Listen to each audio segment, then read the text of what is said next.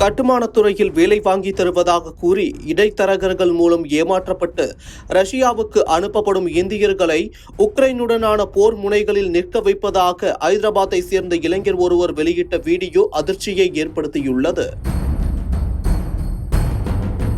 கடந்த ஏப்ரல் மாதம் கட்டுமானத் துறையில் வேலை கிடைக்கும் என்ற நம்பிக்கையில் ரஷ்யா சென்ற 37 வயதான முகமது அகமது கட்டாயப்படுத்தி தங்களை உக்ரைனுடனான போரில் ஈடுபடுத்துவதாக ஹைதராபாத்தில் வசிக்கும் அவரது மனைவி அஃப்ஷா பேகமுக்கு வீடியோ ஒன்றை அனுப்பியுள்ளார்.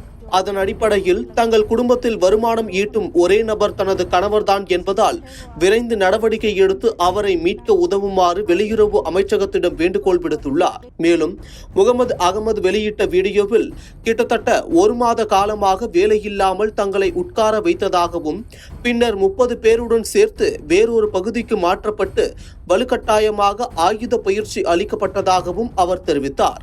அது மட்டும் இல்லாமல் சண்டையிட மறுத்தால் தங்களை கொன்றுவிடுவதாக ரஷ்ய ராணுவத்தினர் அச்சுறுத்துவதாகவும் தன்னுடன் பயிற்சி பெற்ற 25 பேரில் ஒரு இந்தியர் உட்பட 17 பேர் கொல்லப்பட்டதாகவும் அவர் வீடியோவில் தெரிவித்துள்ளார். அகமதுவின் மனைவி உட்பட அவரது குடும்ப உறுப்பினர்களும் கடந்த வாரம் அகில இந்திய மஜ்லிஸ்-இ-இத்தெஹாதுல் முஸ்லிமின் தலைவர் அசாதுதீன் ஒவைசியை அணுகி அகமதுவை மீண்டும் ஐதராபாத்திற்கு அழைத்து வர உதவுமாறு கோரிக்கை விடுத்தனர். குடும்பத்தினரின் வேண்டுகோளின் பேரில் அகமதுவை மீண்டும் அழைத்து வர உதவுமாறு வெளியுறவு அமைச்சகம் மற்றும் ரஷ்யாவில் உள்ள இந்திய தூதரகத்திடம் ஒவைசி வேண்டுகோள் விடுத்துள்ளார்.